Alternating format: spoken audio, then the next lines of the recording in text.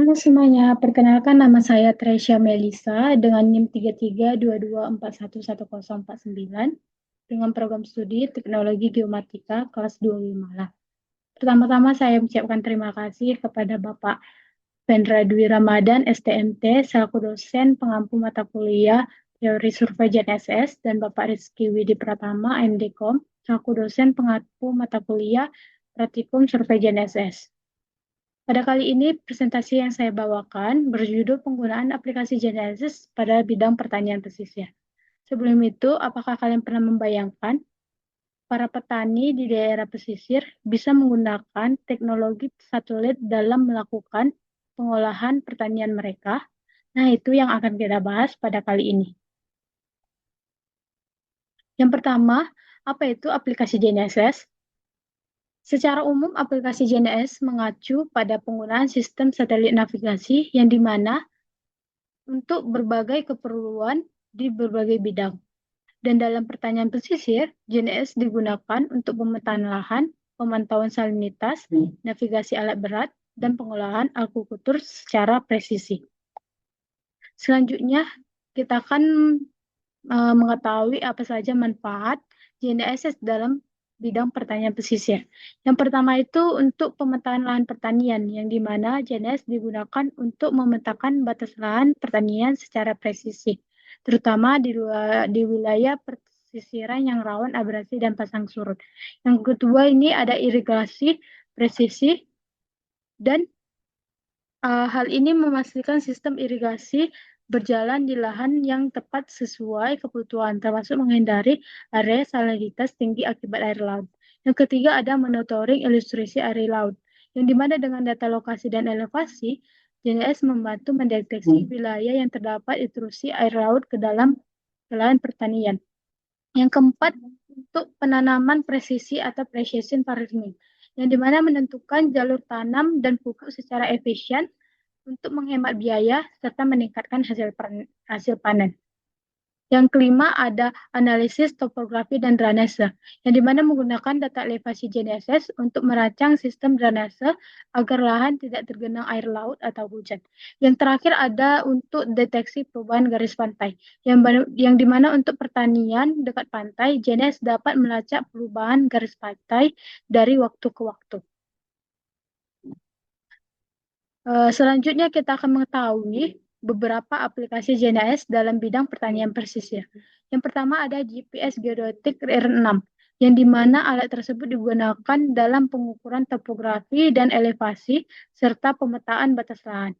Yang alat tersebut menggunakan dua mode base station dan rover, yang dimana base station mengirimkan koreksi ke rover untuk menghilangkan error sinyal sehingga pengukuran posisi dan elevasi sangat akurat atau presisi. Yang kedua ada TIFO P5 drone RTK, yang dimana alat tersebut biasanya digunakan untuk pemetaan udara lahan pesisir serta pembuatan peta kontur dan dam. Alat tersebut, drone ini dilengkapi GNSS RTK untuk terbang di atas lahan, untuk mengambil citra udara, dan menghasilkan peta otomatis serta model elevasi digital dengan akurasi tinggi. Data ini sangat berguna untuk perancangan, irigasi, dan pemetaan lahan.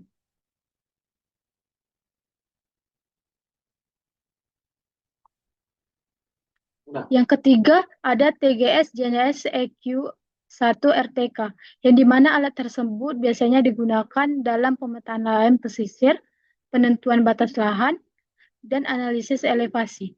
Biasanya menggunakan teknologi RTK untuk menerima sinyal satelit dan koreksi dari base station, sehingga menghasilkan posisi dengan akurasi sentimeter secara real-time, dan data tersebut dapat langsung diintegrasi ke perangkat lunak GIS untuk analisis spasial.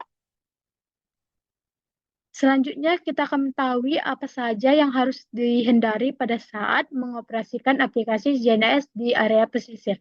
Yang pertama, hindari lingkungan dengan banyak refleksi sinyal, yang dimana ini contohnya hindari tempat yang dekat permukaan air, bangunan, bangunan serta benda logam yang besar.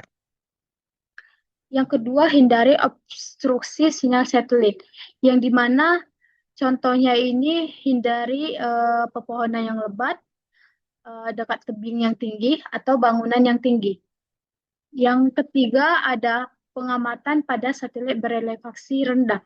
Contohnya ini, jangan menggunakan data dari satelit yang posisinya rendah di horizon. Sinyal ini akan berefleksi rendah serta mudah terpengaruh oleh atmosfer dan multipen sehingga meningkatkan error pengukuran.